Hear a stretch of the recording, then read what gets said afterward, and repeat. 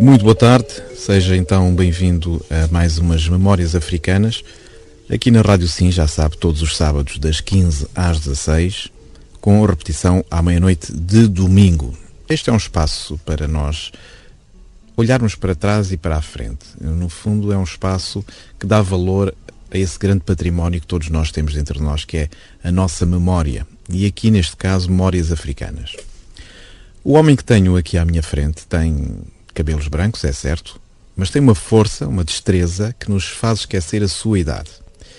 Ele tem 92 anos, nasceu a 15 de setembro de 1917, a história do século passado passou-lhe pela frente, nasceu em Timor, viveu em Angola e vive em Portugal. Ele parece ter-se esquecido de envelhecer, dos anos passados preferiu guardar as memórias, que são muitas, e que vai partilhar com todos nós.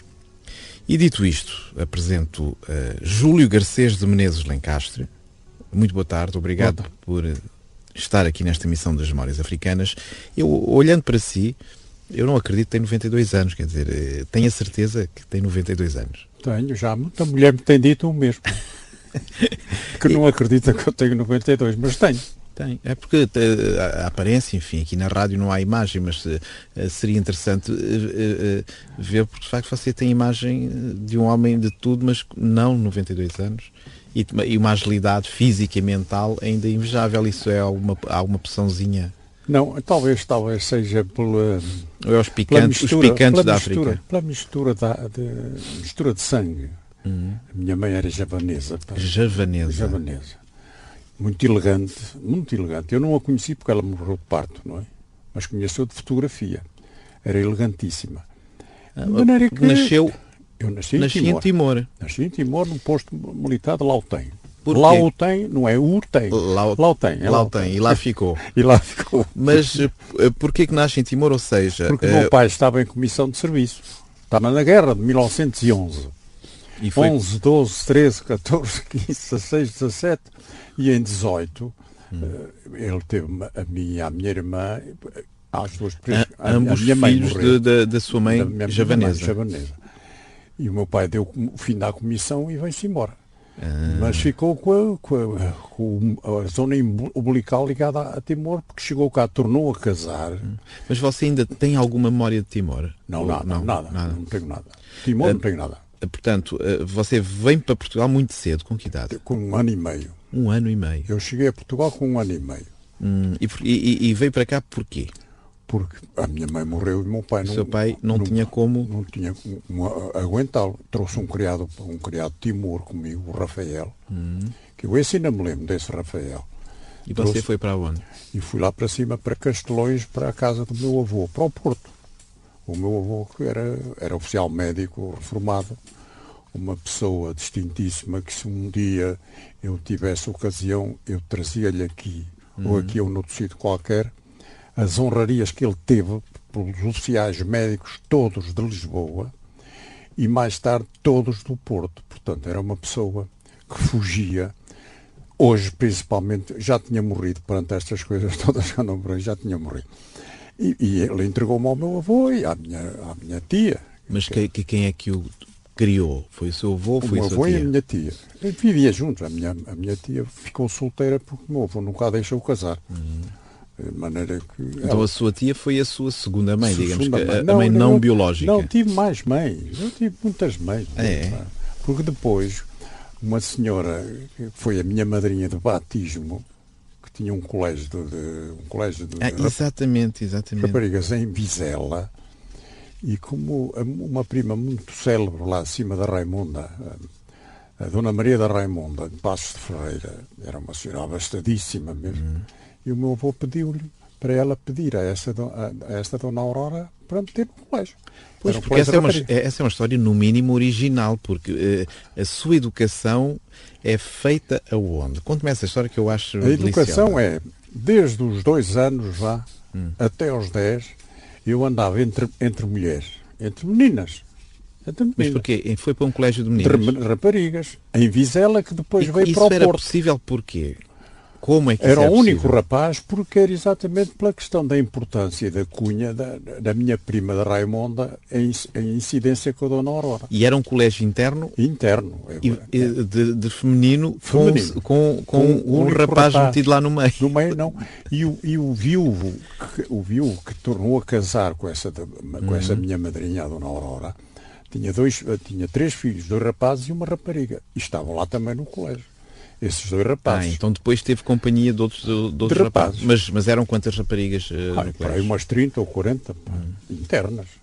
E o que é que recorda desse tempo desse colégio? Paraíso, sabe? Paraíso. Olha, lembro, por exemplo, quando foi os preâmbulos do 28 de Maio, que diziam que iam bombardear o Porto, e pediram a toda a gente para ir para as caves. E toda aquela raparigada levou os colchões para as caves. E eu andava a passear por cima dos colchões daquelas meninas todas, e todas elas gostavam muito de mim. Era um rapazinho ali, um rapazinho. E depois, quando chegou aos 10 anos, que é hoje, o mais tarde, agora, depois, já há 10 ou 15 ou 20 anos atrás, é que eu comecei a pensar uma noite, com as minhas almofadas, a pensar porque é que eu não podia estar no colégio de raparigas aos 10 anos. E eu, de repente, eu me lembro, espera, por causa do sexo. Aos 10 anos, o menino que andava na 4ª classe e na admissão ao liceu, menino com 10 anos não podia andar no colégio de rapariga. Eu chorei, pintei o Mas diabo. então quem é que lhe comunicou que não podia andar lá mais? O meu avô, a minha tia, a mina madrinha. E você, como é que reagiu a isso? Chorei, passei a vida a chorar. E então mandaram-me para o Liceu Rodrigues de Freitas, que era um nojo. O Rodrigues de Freitas, no Porto, era uma coisa nojenta mesmo. É claro. Mas porquê? Imundo, sabe? Era uma coisa. Era o edifício onde foi depois a PIDE. Mas era uma coisa nojenta mesmo. Mas andava aquela rapaziada toda do Porto, da rua, o rapaz da rua. Antigamente havia o rapaz civilizado e o garoto da rua. E você saiu de um colégio primoroso, cheio de raparigas, para um liceu. E eu cheguei lá e vim-me embora. Eu-se embora como? Você não tinha idade para se ir embora dos sítios? Não, eu saí do liceu, cheguei à casa do meu avô e disse, avô, não quero andar ali no liceu. Ai, Julinho, tens que andar. Disse, não, fui para o Colégio Universal. Ele meteu-me isto em 1925. E 25. Meteu-me no Colégio Universal, aquilo tinha uma porta para a rua, não tinha porteiro. Um tipo deu-me uma bufatada e eu saí, fugi. Fui para casa outra vez. Um professor ou um colega? Um colega, não sei. Não, um professor. O meu avô meteu-me no Colégio da Boa Vista, porque eram os colégios que havia. Esse já era o seu terceiro colégio? O liceu, já era. Fui para a Boa Vista, que é logo a seguir, na Rua da Boa Vista. Fodeu a mesma coisa. Eu era traquina, tal, não sei, deram-me uma bufatada e eu saí, comecei a chorar, fui para casa. E o meu avô, pronto, deixei-me ficar. Em 26, 27, não, 27, 28, abriu um colégio, o Colégio João de Deus. João de Deus, no Porto. No Porto. O Artur Marques Carvalho, que era diretor, era muito amigo de um tio meu, que era o Céu Marinha, que era o diretor, era o comandante de Porto de Leixões. E recomendou-me e tal, e eu fui para o colégio. Lá, a porta não dava para a rua, havia porteiro, e eu estive lá 6 anos, que lá veio lá muita pancada, sabe? Mas estava sempre a meter em trabalho. Sempre, e era cábula, porque hoje a questão estudantil hoje, ninguém aceita que um indivíduo que é cábula toda a vida, e nunca mais é ninguém, e anda a perder tempo. E não há meio nenhum de fazer um cábula a estudar. Se não a porrada, isso está-se mesmo a ver. E você não queria. E o seu avô o que é que achava disso tudo? Não, o meu avô não dizia nada porque eu fiquei interno. Eu fiquei interno no colégio. Estive lá 6 anos, mas ótimo, tenho recordações muito boas. Mas foi passando e, portanto, foi passando primeiro, segundo, terceiro, quarto, quinto e sexto. E não fugia muito do colégio? Já não podia. Porque senão também tinha fugido. Tinha fugido. Não sei para onde é que iria. Mas porquê que não gostava de estudar? Tinha alguma razão para isso? Ou gostava era de outra coisa que não estudar? Não, eu gostava de estudar, mas havia coisas que tinha saudades das suas amigas do colégio? Não, é isso. Eu conhecia depois através dos tempos. Manteve contacto depois com... Mas mantive com algumas. Em Luanda, uma vez estava no hotel, no turismo, e recebi um bilhete assim, Julinho, tu já não me conheces. E eu disse, Dias, quem é? Quem é que é esta senhora? Olhei aquela senhora que está ali. Ela era casada com um rapaz de Gouveia, que tinha um comércio que Então, portanto, você estuda no Porto até ao sexto ano? Sexto ano. E depois já para Angola? E vou para Angola. Quando é que vai? Em 34. Em 34 para Angola. Para Angola. E porquê que vai? Porque o meu pai foi nomeado governador da província de Luanda. Em 1934, a reforma administrativa criou as províncias e o Armindo Monteiro convidou o meu pai para ir para Angola e ele foi. Ele foi contrariado. Tenho a impressão que sim, porque ele me contou, mas isso é outra história. Isso é uma história um bocado mais política do que outra coisa. Claro, qualquer. Mas a nossa vida tem histórias políticas e outras. Mas a ida do seu pai para Angola tem a ver com o Henrique Galvão? Não tem com o Henrique Galvão. Tem o Henrique Galvão, que foi sempre um ambicioso. Eu conheci-o pessoalmente. Foi sempre um ambicioso. E mais tarde fez aquela cena do aviso prévio e passou para o outro lado da barreira e tal, pela ambição. Porque ele foi o governador da Huila. E depois sempre gostou de Angola. Ele queria ser o governador-geral de Angola, no tempo do Agapito. E fez uma cena que se calhar deve andar aí pelos livros, não sei. E nessa altura o meu pai era agente-geral das colónias, que era um lugar, até certo ponto, jeitoso, talvez não muito, bem pago, porque não havia vencimentos muito caros, mas era uma pessoa que lhe dava certa posição social e um ambiente de convivência boa, não é? E o Henrique Galvão, que andou metido na exposição industrial de Lisboa de 1932, quis assenhorear-se da exposição colonial do Porto. E então, como estava metido no Ministério Era a exposição do mundo colonial português? Não, a exposição colonial. Sim, que houve no Porto. Quem a organizou foi o meu pai. É? Foi ele que arranjou 800 contos. Foi quanto custou isso? Quanto custou. Depois as colónias meteram as suas quota-partes e tal. Mas quem organizou aquilo, e quando aquilo estava organizado, o Henrique Galvão, lá na sua ambição toda, lá envenenou a coisa. Isto contado pelo meu pai. Não é? E o Armindo Monteiro fez o convite ao meu pai para ir para o governador da província de Luanda, para substituir o Viana, o coronel Viana, porque tinha havido lá a Guerra da Matacanha, que se escreveu um livro. Eu tenho esse livro lá em casa. Uma coisa do tempo do Filoménico, o Genipro e tal. Uma cena, mataram o Moraes Sarmento e outras coisas assim. E o meu pai teve que aceitar. O Armindo Monteiro, o ministro do Ultramar, aceitou. Exatamente, era o homem e forte o Henrique do regime Galvão, o Henrique Galvão desastre. Assenhoreou-se da exposição colonial do Porto e fez aquelas galanterias todas da diretor da exposição. E é claro, o meu pai foi para Angola e eu fui para Angola também. Os meus irmãos já lá estavam. Mas o seu pai foi primeiro ou você foi primeiro? Ele foi primeiro. Ele foi em junho. E eu fui em setembro. Demorei 22 dias nesse cruzeiro lindíssimo. Você passou as passas do Algarve, naquele caso não era o Algarve, mas passou, sofreu um impacto pela viagem. Vamos fazer só aqui uma pequena pausa, porque na segunda parte vai-me contar essa viagem para Angola, que eu sei que isto traz água no bico para um miúdo que nasceu em Timor, filho de mãe javanesa, pai português do Norte, e que vai parar a Angola, que não fazia a mínima ideia o que era. Basicamente sabia que existia no mapa, não era? Então fazemos agora aqui uma pausa nestas memórias africanas. Nós estamos à conversa com Júlio Garcês Menezes Lencastre, como disse, um homem nascido em Timor, tem 92 anos, muitas memórias para contar. Vamos já saber tudo isso na segunda parte. Até já. A segunda parte das Memórias Africanas, aqui na Rádio Sim, já sabe, todos os sábados, das 15 às 16 e com repetição à meia-noite de domingo. Um cantinho para revivar memórias, para nos recordarmos de África e de quem teve esse privilégio de cruzar o seu destino com o continente africano. Já sabe também que todas as entrevistas que aqui são feitas poderá ouvi-las depois, com o seu tempo, quando quiser, no site www.recordarangola.com. E pela internet também pode-nos ouvir em qualquer parte do mundo, já que esta emissão é emitida em direto também via internet. Voltamos aqui à conversa com Júlio Garcês Menezes Lencastre, 92 anos, mais ágil do que nunca, nasceu em Timor, viveu em Angola, vive em Portugal.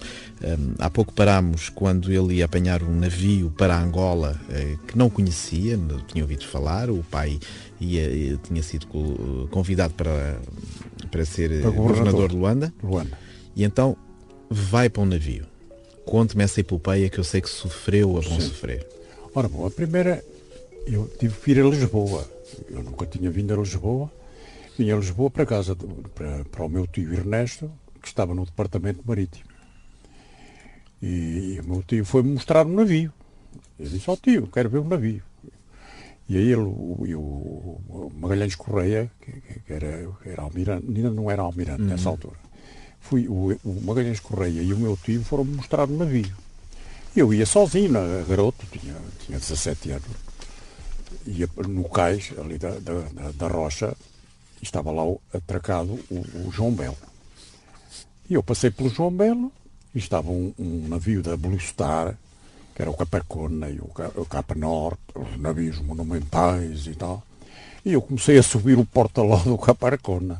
E quando ia a meio, o meu tio diz assim, Julinho, não é esse. Não é esse, é este. E, epá, eu olhei e vi uma bracaça ao lado do Capricorn, que era um barco monumental, de quem os conheceu. Pá. E eu comecei, tio, mas isto é isto, chega lá. Chega, não sei o quê. Então vamos ver o navio. Vamos ver o navio, está por fora, entramos lá dentro, voltámos embora. E no dia 3 de setembro, se bem me lembro, 3 ou 4 de setembro, portanto 22 dias, 25 depois, no dia 3 de setembro, embarca o menino no João Belo, num camarote de luxo, porque eu era filho do governador, tinha direito a camarote de luxo. Ia comigo um tenente que ia para a Beira, era delegado, o tenente Ferreira Martins, que depois foi o governador. Éramos os únicos de primeira classe que íamos. Já fui ver o camarote, o criado fardado, o menino, era o menino, eu tratava por menino. E então todos os dias apareciam duas bacias, uma com água salgada e uma com água doce, que era para tomar banho. A água salgada era para a gente se lavar com a água salgada, para molhar e tal. E depois passava a água doce para voltar ao princípio, porque com a água salgada o sabão não pegava. Pronto, a seguir, é claro, havia aquelas demarches todas. E eu comecei a enjoar. Pá. Eu começo a enjoar e então foi uma tragédia. A gente sai, chega à Madeira, desembarca o menino na Madeira, fui à Madeira. Depois sai-se da Madeira, chega-se às Canárias, para-se nas Canárias. Pá. Depois, depois Santo António do Zaire, pá. Não, Santo Tomé, depois Santo Tomé. Depois chega-se a Santo António do Zaire. E você sempre a enjoar. Sempre a enjoar, cheguei lá por nem uma pescada. Chego a Luanda, 24 dias depois. Portanto, embarquei a 5 de setembro, cheguei lá a 29 de setembro. Estava o oficial às ordens do meu pai a receber-me. E eu, quer dizer, um cachorro. A receber o menino, o não menino. E a mala, eu peguei na mala. Não, senhor, não pega na mala. Está ali um criado e tal. Eu olhei, estava encolhido naquela coisa toda. Desembarcámos, entramos num barco, numa lancha e tal. Chegámos ao... Sim, naquele tempo ainda não havia cais. Não havia, não. Os navios chegavam lá e depois havia os gasolinas, não é? Havia os gasolinas. Que iam buscar gasolinas que tinha cenas ótimas. O doutor Videira no gasolina fazia coisas diabólicas. É. E a gente chegava ali, cumprimentava o Pedro Alexandrino e cheguei ao Palácio. O Palácio era lá em cima na Escola Anchieta, em frente ao Liceu. Um pavilhão de madeira, a antiga Escola Anchieta. E o meu pai chegou, então Júlio, tal, estás a ver, gostas? Os meus irmãos já andavam no Liceu. E o pai... Os seus irmãos, fruto de um segundo casamento do seu pai, que onde foi nasceram em Timor. Também nasceu em Timor. Então o seu pai casou 2 vezes em Timor? Não, casou em Timor. E depois em Lisboa. Em Lisboa, depois de casado, foi para Timor. E nasceram lá outros irmãos seus? Um que é hoje coronel e outro almirante, mas estão assim a tremer por todos os lados. E às tantas, o meu pai disse, João, então, o que é que vais fazer agora? Eu ia de férias, não ia para estudar, porque eu tinha feito o 6º ano no liceu, no colégio. Você ia convencido que ia de férias, não era? Eu convenci-me que ia de férias. Mas quando chegou, descreva-me se é que se recorda, quando chega à Baía de Luanda, o que é que sentiu ou o que é que pensou quando vê aquilo? Opa, uma miséria, pá, miserável aquilo. Porque as pessoas não têm ideia de que uma cidade como Luanda, nos anos 30, era uma coisa muito diferente do que se imagina. Não, nem coisa que... Nem mesmo em 60 mesmo, já se podia viver em Luanda bem, não é? Não, mas quando lá chegou... Mas quando cheguei lá, aquele espaço entre as portas do mar, como lhe chamavam, e a Dantas Baladas, você conhece Luanda, e o Hotel Paris, que depois entrava porque aquele canal entrava na Avenida do Hospital.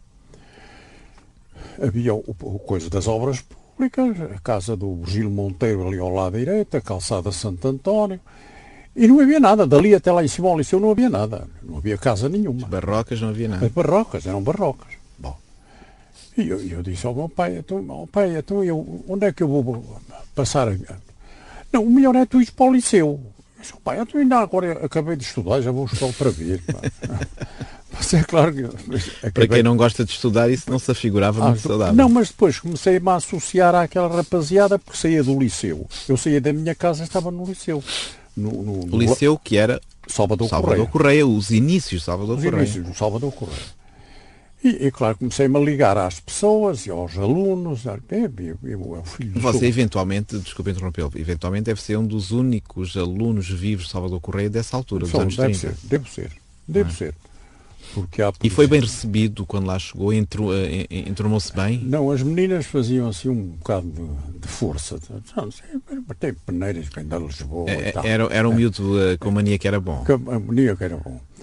Tanto que não me deixavam ir para o camarote. E você era mesmo assim um miúdo convencido? Não era, porque nesse tempo não havia meninos convencidos aos 17 anos. Pá, aos 17 anos era um tipo, nem sabia meter-se com as meninas. Pá, tinha vergonha. Pá. Um menino de 17 anos, em 1934, era um indivíduo que tremia perante a qualquer rapariga que existisse que se insinuasse. Pá. De maneira que eu comecei a dar com a Relvas Pires e com a Consulado de Matos e com as Verdades e com a Virgílio Monteiro, com essas raparigas todas. Não, a Verdades creio que ainda é viva, a Gina Verdades creio que ainda é viva.